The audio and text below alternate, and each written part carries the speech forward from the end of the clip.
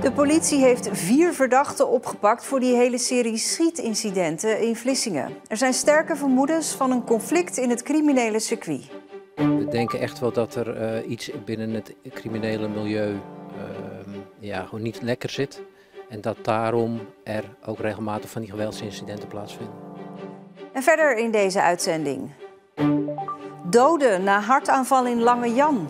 En jongeren hier zijn eenzaam en ongelukkig.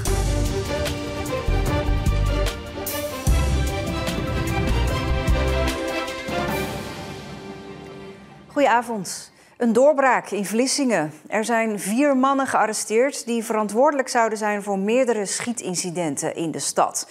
En we gaan dan ook gelijk naar Vlissingen, naar Mark van Dam. Ja, Mark, is daarmee ook gelijk het politietoezicht verdwenen? Of liever gezegd, kunnen ze daar weer rustig slapen? Ja, dat is een goede vraag. Die heb ik ook voorgelegd aan de woordvoerder van de politie. Het geweld is misschien nog helemaal niet voorbij, want zoals je net al zei, er lijkt sprake van een gewelddadig conflict in het crimineel milieu in Vlissingen. Ja, die indruk hebben we wel. Dat moet allemaal nog wel blijken. Maar we denken echt wel dat er iets binnen het criminele milieu gewoon niet lekker zit. En dat daarom er ook regelmatig van die geweldsincidenten plaatsvinden. 4 mensen van de straat gehaald, weliswaar uit een woning. Het wordt wat rustiger in Vlissingen. Ja, ik kan dat niet voorspellen. Wij vinden het heel erg wat er heeft plaatsgevonden.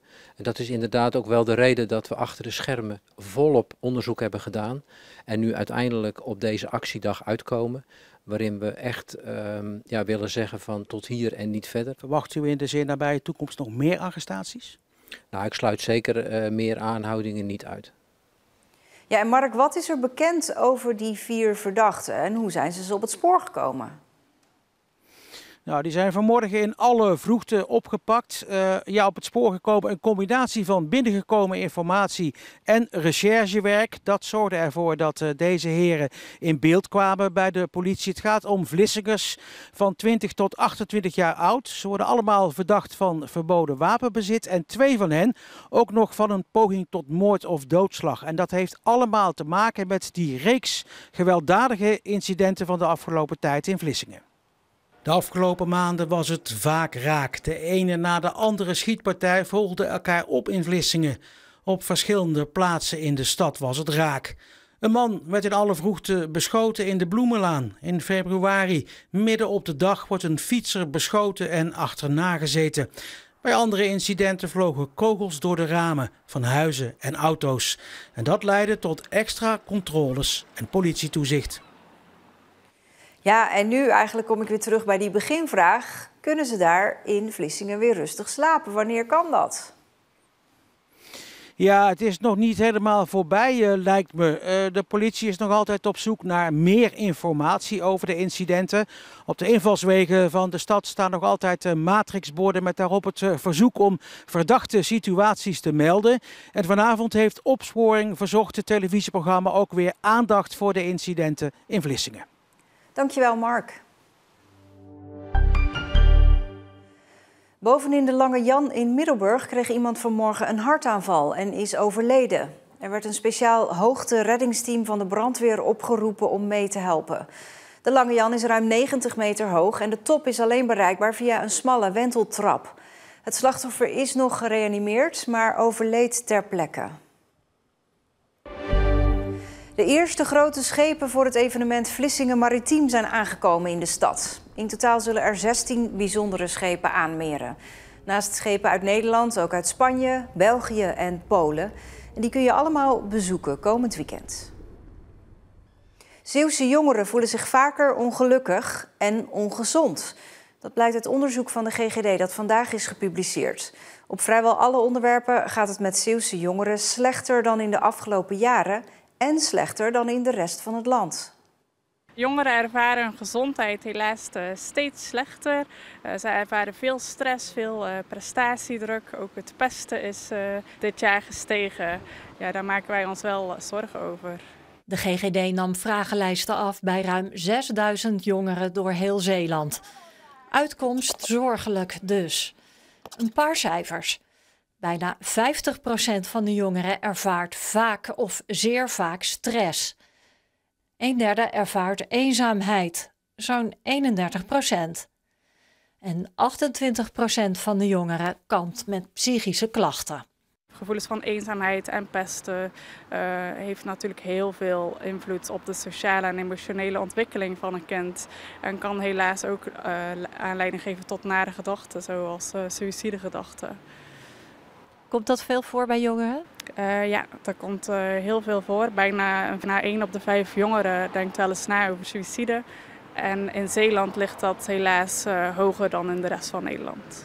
De verwachting was dat de situatie van de Zeeuwse jongeren zou zijn verbeterd na de moeilijke coronajaren. Maar die blijkt nu te zijn verslechterd. En dat is schrikken. Het is een opmerkelijke uitkomst die nu alle alarmbellen doet afgaan. 8 appartementen in de Schaapmanstraat in Vlissingen zijn onbewoonbaar na een grote brand gisteravond. Begin van de avond brak de brand uit op de begane grond in een gasinstallatie. Stedin moest dus eerst de gasleiding dichtdraaien voordat de brandweer kon gaan blussen. De rook ging volgens de brandweer als een soort schoorsteen naar boven. Alle bewoners en huisdieren konden op tijd de flat uitkomen. Er zijn door de brandweer wat ramen en deuren ingeslagen om te controleren of iedereen weg was. Uiteindelijk kon tegen 11 iedereen terug naar de flat, behalve de bewoners van die 8 appartementen. In 2021 was er in een soortgelijk flatgebouw aan de Schaapmanstraat ook brand. Opgelet, de Westerschelde-tunnel is helemaal dicht. Vanaf 7:30 vanavond. Morgenochtend om 5 uur gaat die pas weer open. En je moet dus echt omrijden via Antwerpen. Het is weer tijd voor de jaarlijkse grote onderhoudsbeurt. Er zijn onder meer werkzaamheden aan het asfalt. En het Tolplein krijgt een schoonmaakbeurt. En die 30 meter lange scheur die in de tunnel zit, die wordt nog niet gerepareerd. Dat gebeurt later pas op een apart moment en niet tijdens het jaarlijkse onderhoud. Emma en Marion, inmiddels van middelbare leeftijd, zeggen nog altijd te kampen met de negatieve gevolgen van het feit dat ze op jonge leeftijd uit huis werden geplaatst. Ze zijn 2 van de 353 Zeeuwen die een schadevergoeding hebben gekregen van de overheid. Als tegemoetkoming voor het geweld wat hen is aangedaan in jeugdinstellingen. Dat was allemaal naar aanleiding van een rapport van de commissie De Winter, die geweld in inrichtingen, instellingen en pleeggezinnen in de afgelopen ruwweg 70 jaar onderzocht. Hier het verhaal van Marion en Emma. Op een gegeven moment zat ik zelfs echt aan harddrugs en alles, heroïne. En mijn moeder kon dat allemaal niet meer aan. En toen is ervoor gekozen om me uit huis te plaatsen. Ik kom uit een gezin met getraumatiseerde ouders en daardoor alcoholgebruik. En, ik ben wat dat betreft verwaarloosd als kind. Ja, daardoor ontwikkel je je op een bepaalde manier. Nou, ik ben dus best wel in opstand gekomen. Volgens mijn moeder werd ik onhandelbaar. En toen moest ik dus het huis uit. Want ja, ik was lastig. Ze wilden me niet. Toen ben ik in Rotterdam terechtgekomen. Dat was een psychiatrische kliniek. Daar heb ik 3 jaar gewoond. Toen was ik 10, ja. Nog steeds zijn er nare herinneringen aan de tehuizen waar ze verbleven. Nou, in Rotterdam, daar werd je, als je bijvoorbeeld heel boos was, dan werd je in een isoleercel gegooid. Als je 10 was? Ja, ja, of 11, 12, ja. En dat gebeurde regelmatig. Waar je in terecht kwam was jongeren die echt begonnen te gooien vaak met stoelen, met tafels. Dus die vlogen echt om je oren daar zo. Dat veroorzaakt al veel angst. Begeleiding die ging daar dan met soms 5 of meer mensen bovenop de jongeren springen om die jongeren in toom te houden. Maar er werden ook wel verschillende houtgrepen en dat soort dingen op de jongeren gebruikt. Zowel Marion als Emma hebben niet het gevoel echt te zijn geholpen in de tehuizen. Nee, het was meer een kwestie van op de groep samenleven en de dagelijkse dingen doen. Naar school gaan, opgesloten in je cel worden uiteindelijk. Ook heel veel mensen aan de medicijnen. Maar therapieën werden er eigenlijk niet gegeven. Ze pleiten dan ook voor zorg op maat, waarbij het kind centraal staat. Al kost dat mogelijk meer geld. Je hebt namelijk te maken met kwetsbare kinderen. En die ga je dan in een soort regime steken Wat ook niet goed is voor die kinderen. Een kind opsluiten in een isoleercel is niet goed voor een kind. Ja? Als een kind boos is, dan moet je een kind aandacht geven. En dan moet je achterhalen hoe dat komt. En dan moet je een kind niet straffen. Ieder kind is anders en zou ook anders behandeld moeten worden. Niet allemaal zomaar opsluiten en dan maar voldouwen met pillen. Kost het denk ik de maatschappij ook wel meer geld als al die mensen er slecht uitkomen. Want ik heb nog steeds hulpverlening, ik heb een uitkering. Ja, dat had allemaal anders kunnen zijn.